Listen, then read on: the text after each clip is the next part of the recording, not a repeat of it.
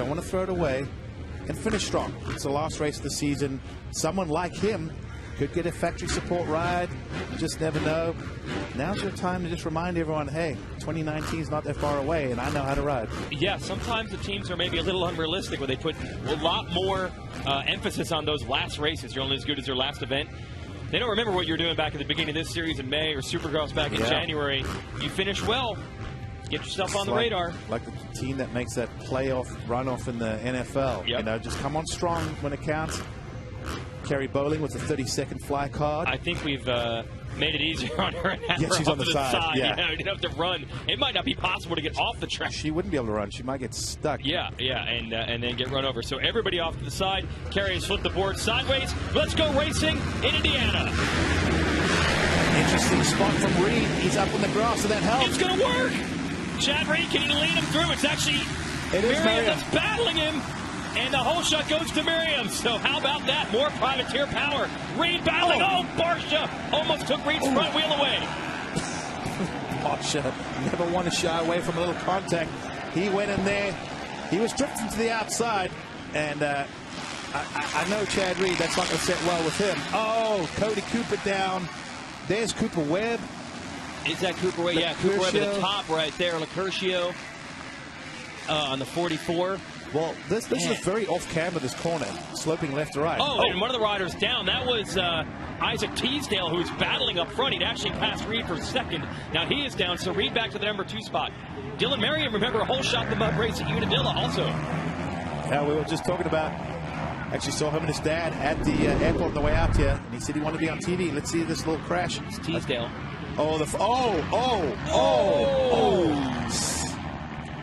I tell you what, man, these guys, thankfully, I tell you what, being in shape and being supple and limber and all that helps so much, because the average body would not just bounce back up from that and get on his bike. Yeah, he was ragdolling around. Now I'm trying to figure out who's who. I think it's Barsha and Nicoletti who have gotten around Reed. Yes, so it's Barsha second, Nicoletti third, Reed fourth, and there's Eli Tomac. And once you see Tomac, we have to put the radar out for Marvin Muscan, because Tomac outscores Muscan by 5 points in this moto. He's wrapped up the title. And Muscan is actually right now only 3 spots back, so he's okay. There's Tomac. It always feels a lot better when you can see the guy you're basically going after in front of you. But they've done a little bit of track work as well. Just a little bit while we're at break. See through there, try to clear some of that mud. But the rider's still going for it. Nicoletti, we know he's strong. Oh, Miriam! What happened? Did he land? I think he landed where they graded in that soft stuff. Yeah, they did a little track maintenance, and he probably landed where it looks great, but just sunk in. He was full Superman about to go on the bars. Barsha's like, you can hear those 450s. They're just struggling through there. It is heavy. Oh my gosh, so sloppy to those rollers, but somehow Barsha is able to make it work, and he has taken over the lead from Miriam. Then it's Nicoletti right behind him. Remember, Nicoletti had a podium in the mud at Unadilla 2 weeks ago, and Chad Reed doing well in his first Lucas Oil Pro Motocross race in over 3 years, running in 4th. Here is Miriam almost over the bars. Yeah, I think he's just going to land, and his feet just drags, and then... Wow. That is, I've been in that position. It's not a comfortable spot to be in.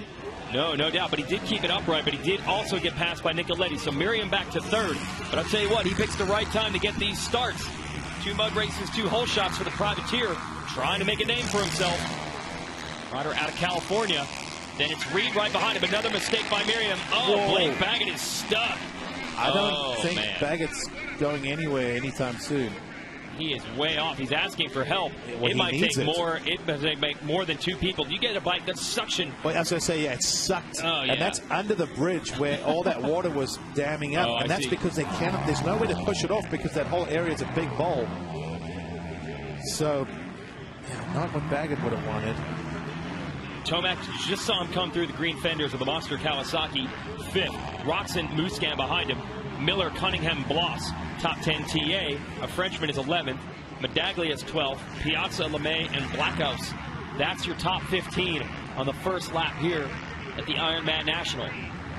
So, as Chad told us with the interview with Will earlier, these conditions a great equalizer. And right now he's running up front in a third-place spot. Yeah, this is going to be an interesting race. Plenty of time. We know things are going to happen. Some guys are going to move forward, some are going to move backwards, guys are going to go down. The problem they're having now is when they, as much as they keep scraping off that mud, they're getting to that base. And that hard base is slick. And now if you don't have ruts, you don't have anything to sort of keep you in there. I mean, look at the bikes. They just all over the place. Not to keep hitting this point, but there's really only one thing that could prevent Tomac from winning the title today, a disaster. Even if he's had a decent run, he's going to be champ. This is a little bit scary conditions to ride in. Absolutely. Yeah. In your mind, you tell yourself you're fine. Yeah. But in the back of the mind, I think anyone, they know. I mean, these guys, they eat, live, and breathe the sport. They've watched their heroes win and lose titles on mechanicals or an injury or whatever, and they try and avoid all that. A mechanical is something a rider doesn't have much to do with. But where they can help is not doing things like abusing the machine. Chad Reed, great run through there. Even though he got a little sideways, he's carrying some great momentum, great speed. Well, I think the question of Reed is going to be the endurance. Now, as he told me earlier, as he said also in the interview with Will, he knows that in the mud, it's not going to be the most intense pace, so you don't have heat and humidity to deal with, so that helps physically. Yeah, it's cooler. The physical side of it is it's different. Use different muscles, but I think it's more mentally demanding. And someone like Chad Reed, who's gone through many pressure situations and even races like this. I mean, he's from Australia, but spent several years in Europe. There's Baggett. Yep, getting goggles and gloves, or at least just gloves after they got that bike dug out. He's like, I'm good, let's go. That bike was so buried. I'd love to know what the weight of it was when he pulled it out of there. Yeah, we're going to do that. We're going to get some scales down there. There's Baggett pulling back out exactly a lap behind, because Nicoletti, the second-place rider, just went past him. No, Nicoletti's in the lead. He's ahead of Barsha. Barsha got stuck, we hear, and that has allowed Nicoletti to take over the #1 spot. So Nicoletti checked the first career podium off the box 2 weeks ago. Maybe a run for the win today in the mud with the Rockstar Husky team. Barsha back behind him. And Baggett looks like he's in third, but he's actually one lap down. Reed would be next in the running order. Chad Reed running in a podium spot right now in his first race back. Got the Garmin course preview. This is from earlier with Benny Bloss. Conditions similar. It was muddy. Yeah, Garmin it was. camera. But it's only gotten more rutted. In this corner, not too bad right now. It's way worse right now. It's getting tacky. And the Garmin firm camera giving you 360 degrees of HD. It's clean at the moment, but anything can happen at any time in these conditions.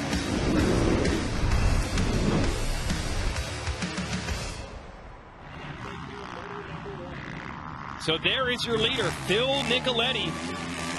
And he had a really cool story when he was on the podium at Unadilla. He said his dad made him go ride a couple of days before that race, even though it was raining. He said, you never know, it might rain at Unadilla. You could use some practice. And Phil also, of course, did countless motos in rough conditions growing up in upstate New York. Told me he used to actually put spikes in the tires and go ride the snowmobile trails on his dirt bike in the winter. And that's all paying off right now. And maybe not a coincidence that Barsha, also from New York, is in second place. Yeah, I mean, you look at in the 250 moto, if you take the Midwest and New York, it pretty much was the majority of your top 10 or the top 10. There's no coincidence. It's that old saying, what you put in is what you get out. You ride this stuff a lot, you become better at it. And looks like Tomac, by the way, has climbed up to third around Reed. And then Roxon and Muscan should be next. Barsha trying to close the gap. Question is, Nicoletti. why is, I mean, for Marvin Muscan, you got to hang it out, man. Sitting in 7th is not going to cut it. Marvin, a pretty good mud rider. I think he should be doing better than this right now. A little bit of dry dirt here in this corner, which is off the start. Nicoletti getting the skis out. Deep they've dug. That's like, I'm not joking, that's at least 18 inches, not 2 feet below ground level. Wow. And we are going to run, by the way, a half-hour intermission between this moto and our next, the beginning of our second moto. That wasn't scheduled, but they're going to do it to get another half-hour of track maintenance in. I'm sure the teams will probably be pumped to get an extra half-hour to fix up these motorcycles as well.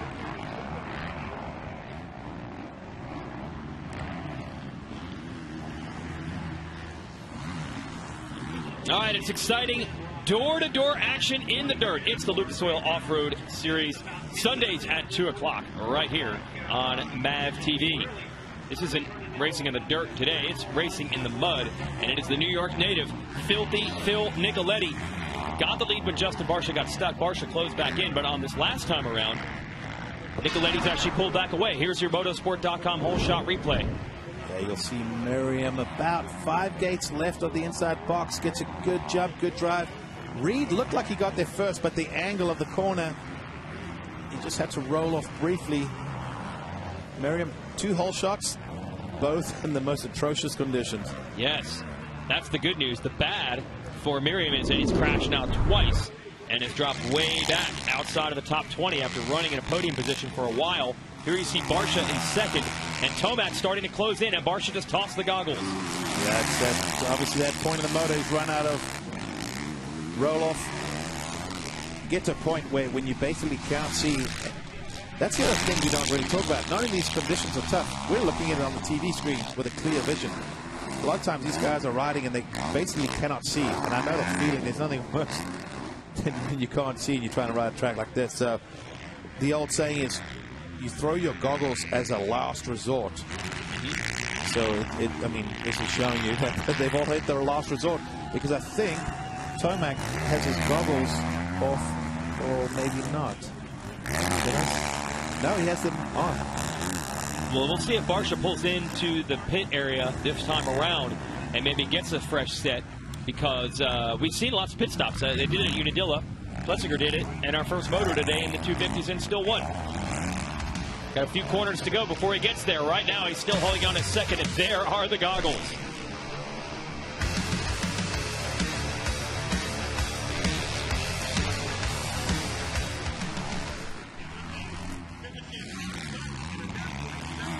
Tomac still slithering his way through, trying to get Barcia for the number 2 spot. And because Barcia running without goggles had to slow up a bit, it has allowed Nicoletti to open up a 3-second lead. Well,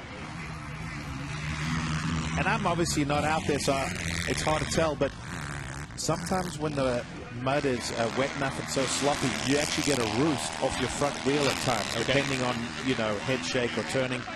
Barcia didn't go into the mechanics area. No, keep on riding. So at this point, I feel like as long as he's got no one in front of him shooting mud in his eyes, he's probably, you know, there's no rain. I don't think there's freestanding water or anything splashing on him. So he's obviously okay. When Tomac passes him, you know there's no way he's going to be fighting for that spot, because he won't even be able to try to, because he'll be getting covered in muddy water. Little cross-rider there for Tomac, pulled that back nicely. So for Barcia, the best thing he can do is take the main line and just try and keep Tomac behind him, because he's not going to be able to really fight back. Tomac got sideways a little bit. Yep. If Tomac gets him and then makes a big mistake and Barcia can ride by, that's different. But I'm saying Tomac can attack Barcia. Barcia couldn't counterattack without goggles. Yeah, if they're in a wheel-to-wheel situation. Not happening. Yeah, Barcia's just going to have to let him go. See. I don't know. Barcia's instincts, I don't know if he's capable of doing that. Is he capable of backing it down? The guy thrives on combat. It's like, have you ever tried to like look at your shower head while taking a shower? You keep squinting and blinking, you can't help it. It's the same thing in the mud.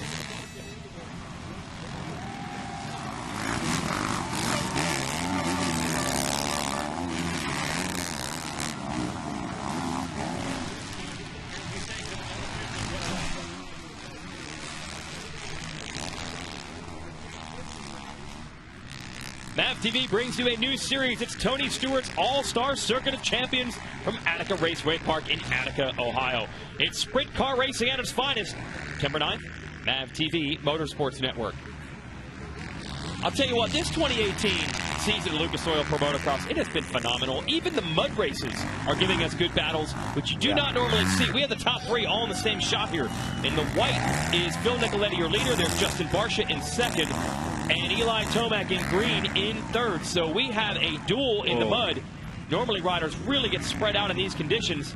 And the sun's starting to shine. What a beautiful day. Yes. If anyone wanted to come here just for the second motos, they would think everything was fine. But right now, it's still moto number 1. This track is still sloppy because of the unbelievable amount of rain that we had this morning. Yeah, when it rains, it's man. I would almost consider that flash flooding. Yeah, it was incredible. But the show must go on. We did not have the first practice session today. We ran the full second practice. We're running the full race distance in the motos. Watching Eli Tomac here trying to wrap up a championship. And I believe if it ended like this, he'd get it done. That's right, Grant, because Reed is back and forth. Roczen 5th, Musquin 6th. So at the moment, Tomac has the points he needs to wrap it up. Yeah, it would be a 5-point swing. And with Tomac having most wins, that's enough. 5 points would mean to be 25 during the last moto.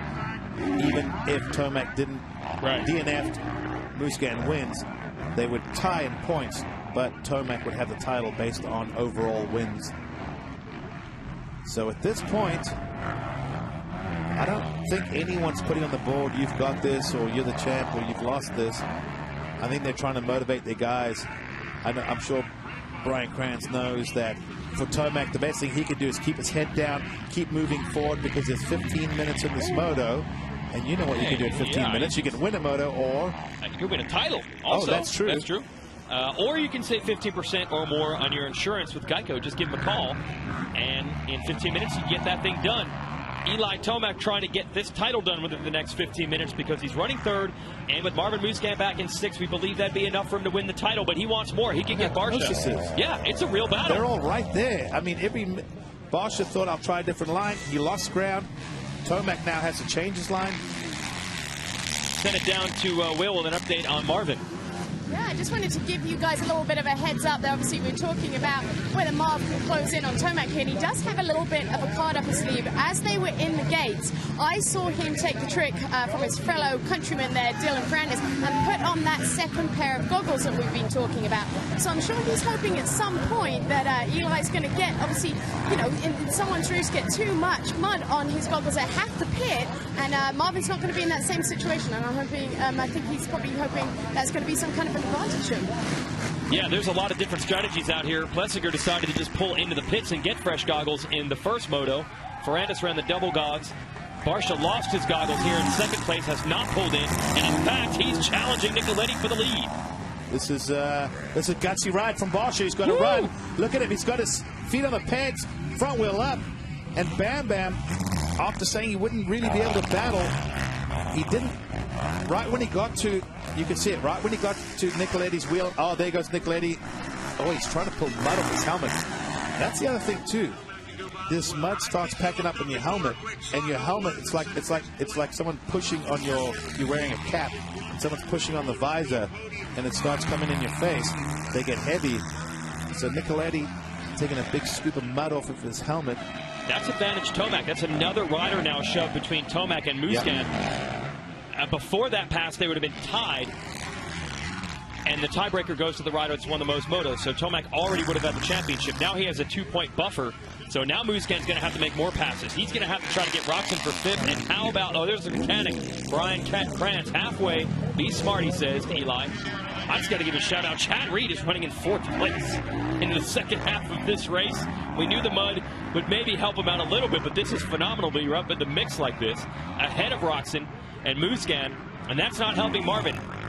He needs to do better than 6th if Tomac is in 2nd. And honestly, you can't count out the fact that maybe Tomac can try to go for the win in this one. There's Barsha up ahead. Oh, of course.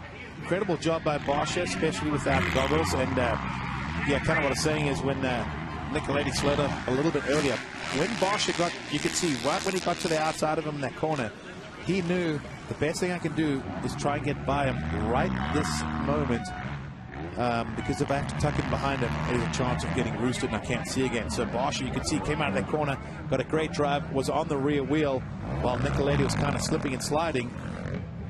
Well, I want to talk about the riding style in the mud. Going slow and careful is one thing, but aren't there sections where sometimes going fast almost works out better? Yes. Mud, I've tried to learn mud over the years because it was really something I was always scratching my head at. And whoa, Eli! Oh, he goes down.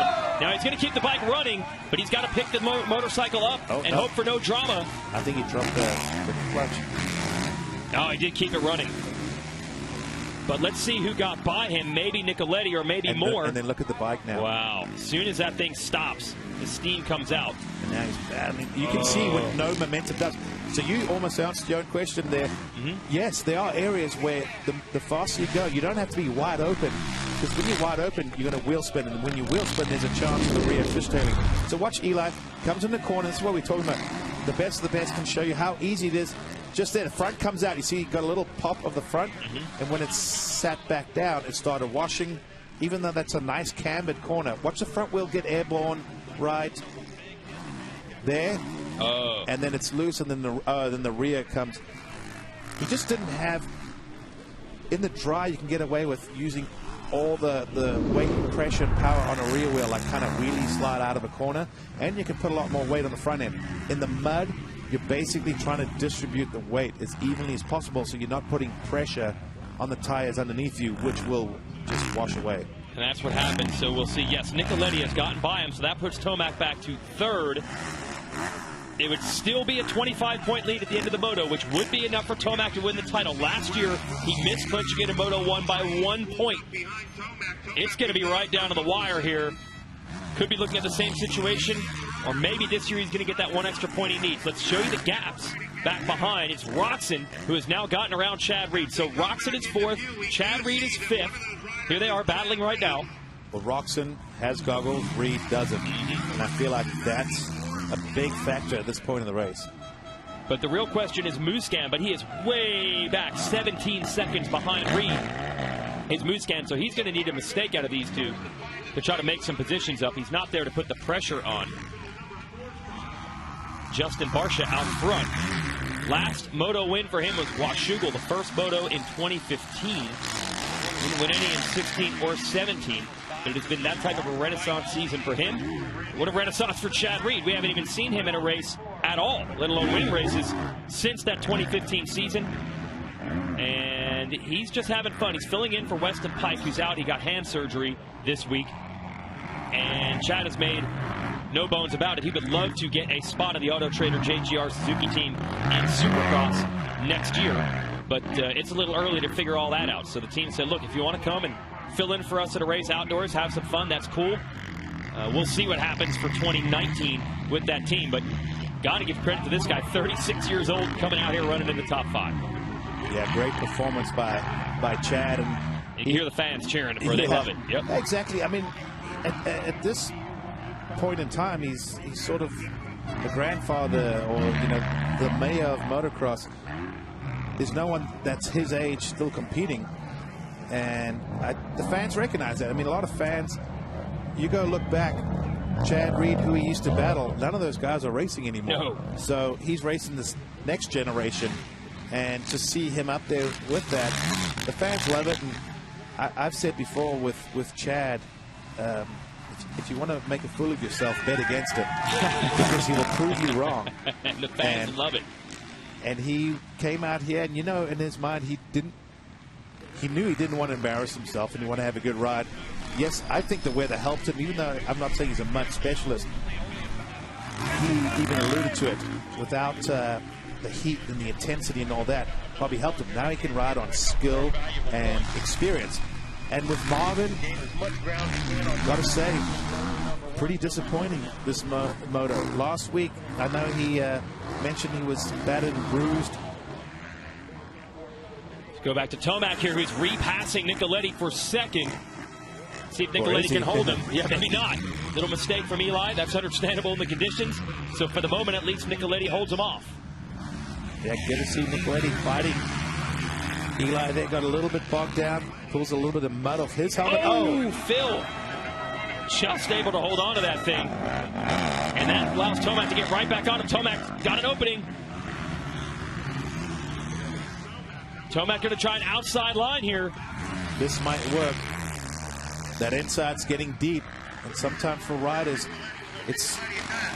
And everyone's guilty of it. You start following what I call the goat trail. You see a main line developing. And it starts off becoming the good line. But then it becomes, same thing, deep and choppy and slick and starts holding up. Sometimes it's better just to leave the brakes, keep the momentum, and go around the deep stuff. Don't slow yourself down.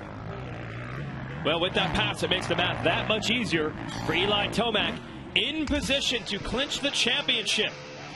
Everybody likes playing in the mud today. Big kids, little kids, it's all about when you come to the motocross track.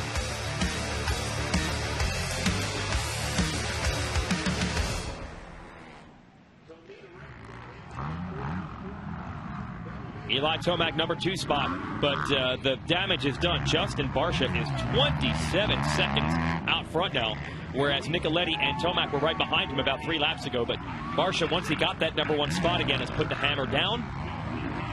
Tomac's not concerned with winning the moto. He just wants to lock up this title early, not have to take it down to the second moto, and so far he's in position to do that. Yeah, for Tomac,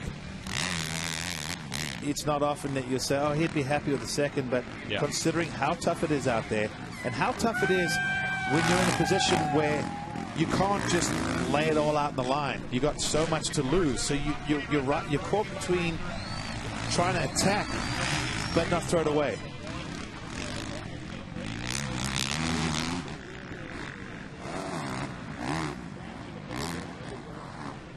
Back at Ironman Raceway, Eli Tomac.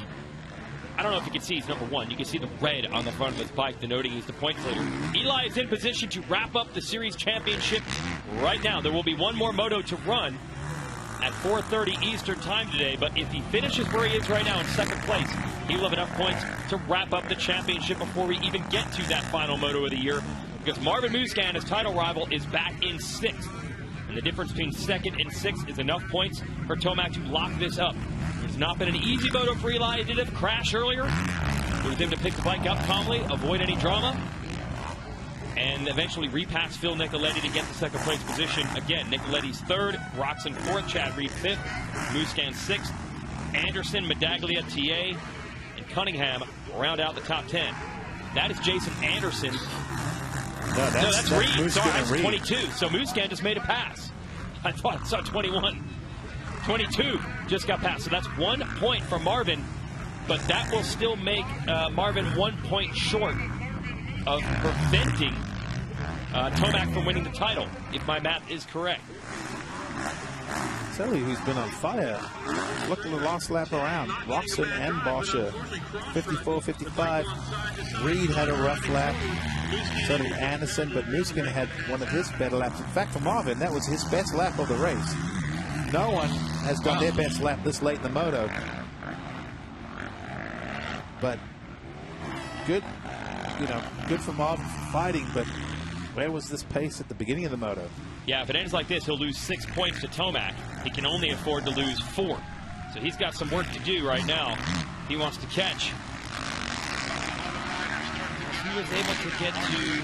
Oh, Roxon has passed Nicoletti. Roxon has taken over 3rd. You mentioned the pace he was on. Yeah. And Nicoletti had a bad lap over 3 minutes, whereas Roxon went 2:55. Phil had to have gone down. Yep. He lost roughly almost, I don't know, 14, 15 seconds compared to where they were running. So that's the only hope left for Marvin. If he could get Nicoletti and get 4th, and Tomac finishes 2nd, it goes back to 1 point. It goes 1 point. It will still have to go down to final moto. Yes. Groundhog Day. Yeah. Oh, that's the one thing Eli wants to avoid. Don't take it down to the final moto. You can still see Reed back there behind Musquin, circulating, keeping it close. Yeah, it's certainly going to be one of those situations off the race where Reed's going to think, hey, I held off Marvin majority of the race. That's right. And Marvin's probably going to think, I can't believe I sat back there majority of the race, as he's stuck behind a lap, and they have to pick through there, pick your lines. Yeah, he's sitting back there now. That's Surratt, who's trying to get Privateer in the Kawasaki. There's that goat trail you're talking about. Well, this is where it becomes difficult. Surratt's not trying to get his way, but the ruts, you know, everyone's sort of taking the same lines, and then that makes it really difficult for lappers just to change direction or, you know, and get out of the way. So Nicoletti just came through behind Roxon, trying to give him the gap, and it is still big. Here comes Musquin. Oh, rider down. I think that's, that might be Joey Crown that went down there, and Musquin gets by him, but that's a lap rider. Musquin's got to catch Nicoletti, or this championship is over. But he's 16 seconds behind him. So a long way to go for Marvin. Yeah, there'll be 3 laps to go when Marvin crosses the line. Our leaders have crossed the finish line, but of course, when they come around, time will expire. So theoretically, Marvin, you've got 3 laps to close that gap. You just saw Nicoletti. Your championship is balancing on about 14 seconds at the moment. Or hoping for a crash from Nicoletti. That would be his only other chance. Or Roxon or someone further up ahead. Or certainly if Tomac had problems. But Eli's ridden a great race. Did have that little fall. Wasn't a huge problem. So now it's on Marvin to try to pull out a miracle here. Now look, this is just to prevent the title from being wrapped up here. It would still be a long shot for Marvin in Moto 2 to get it done. But you always want to give yourself the chance. So Marvin trying to dig deep here late. I don't know if he knows the situation or not. Going to the last moto with a 1-point lead is like buying your lotto ticket. You know, if you don't have skin in the game, you don't have a chance. So that's how you got to look at it at this level. And the odds of a mechanical or a DNF from Tomac are obviously a lot greater than winning the lottery. But you always got to give yourself a chance or a hope. But with that said, even if something did happen, the way Marvin's been riding this moto, it doesn't look likely that he would go and win that second moto anyway. Marvin is closing up a bit, though, on Nicoletti. He's got it down to 12 seconds with what was 16, with 2.5 laps to go. Meanwhile, Justin Barcia working on his first moto win since Washougal in 2015, so over 3 years' time. I'm sure Barcia would love to get an overall today, too. He's very good in the mud. Certainly that would be in play if he gets his first moto win. There he is. And hero-like effort from Barcia, who tossed the goggles about halfway through this thing. Even without goggles, passed Nicoletti in this section for the lead and has not looked back. Yeah, for Justin Barcia, very gritty rider, got a lot of determination, rides with a chip on his shoulder all the time. Came in the season as a privateer. Got a fill-in ride at Yamaha that turned into a permanent ride, which turned into be re-signed. He's found his home. You can tell it. He likes it there. The team like him being there. And Barcia's really ridden with, in my opinion, a lot of heart, a lot of tenacity, a lot of aggression, which is Barcia's style. And I know you get stick from people at times for that, but when you see a moment like this, you kind of feel like, or at least for me, I think this is a sort of going to be, well, still a lap and a half to go, but a deserved win for someone like that. I mean, the guy's given it everything all season long, and it's made it fun to watch, and it's going to be fun to see guys like Nicoletti as well as Barcia that do well in these conditions. Keeping tabs on Nicoletti versus Musquin when they come across. We'll have the times. It was 12 seconds. Let's see what it is now. There's Nicoletti. Let's see how close Musquin has gotten. And there he comes. It's down to only 6 seconds, so he's taken that gap in half. Yeah, Marvin has definitely got it rolling here, but it took 20 minutes. Yeah, he probably took a little time to get in. I don't know. I mean, we saw last week even Tomac seemed to have that issue as well, just getting going, like when you really needed it the most. It seemed like it took a little time to, as I say, forget about everything that's all the consequences. That's a problem. When you want to hang it out, Marvin could be thinking, oh, for the title, could crash, could get hurt, you know. But there comes a time you got to get in your head because he's catching Nicoletti fast. So this was 16 seconds a lap and a half ago, and he is all over him right now. And now Marvin's even using different lines, so he's trying to set up passes now. Well, with this go trail, oh, there we go. Marvin saw an option. Unbelievable. So just like that, Marvin is only 4 points in deficit of Tomac. That will give Tomac a 24-point lead. He needs 25, and unless something crazy happens here with a lap and a half to go, which is certainly possible, Tomac might have to take it down to the final moto of the year by 1 point again. Wow, the plot thickens here in Lucas Oil Pro Motocross. So Marvin doing what he has to do. He passed Reed. He passed Nicoletti. We go back to our leader Barcia on the Monster Energy Yamaha, trying to put the finishing touches on his first moto win in 3 years. Oh, this will be good. Barsha's got a comfortable lead. It's still over 20 seconds. Oh, no! That's okay. Barsha gets on the nearest spot without gaining an advantage. Smart move. We've seen some other riders that tend to like to ride the access road for a while. But Barsha got back on. White flag. 1 lap left to go. So here it is. Barsha, he's not really concerned with the points too much. He has a shot at third in the series. He was 9 down on Roczen. Roczen running in third in this one. He'll cut that gap in half. So that's probably motivation in a bit. But really, if you're Barsha, you've had a great season. He's done everything but get a race win. So this moto win is really going to feel good for him. And maybe he can even turn it into an overall. Well, he's going to come past his mechanic for the last time in this moto. Probably get told what the lead is, which is 21 seconds. Oh, almost visited the mechanic. Well, he just, it's a little blurry, so he wanted to get a little closer. He's got some mud in his eyes. Just wanted to make sure it said last lap.